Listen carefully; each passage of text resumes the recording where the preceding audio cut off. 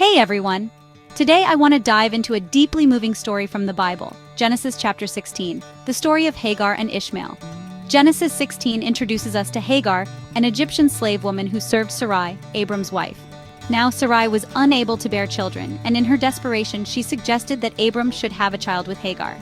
This wasn't an unusual practice in those ancient times, but it set the stage for an incredible story of hardship, faith, and divine intervention. So Abram agreed and Hagar became pregnant. But as soon as she realized she was going to have a baby, tension began to rise. Hagar started to look down on Sarai, and Sarai didn't take it well. She blamed Abram for the whole situation and treated Hagar harshly. Feeling oppressed and alone, Hagar fled into the wilderness. Now here's where the story gets truly remarkable.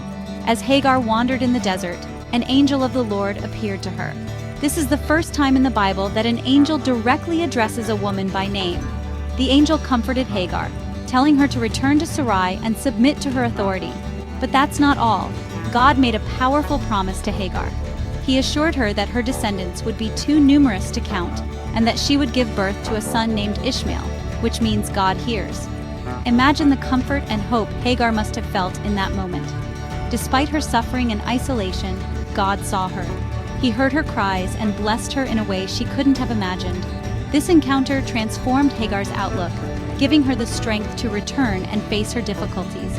Hagar did as the angel instructed. She went back to Sarai and gave birth to Ishmael. Though her journey was far from over, Hagar's story reminds us that God sees us in our struggles. He hears our cries and offers us hope, even when we feel most abandoned.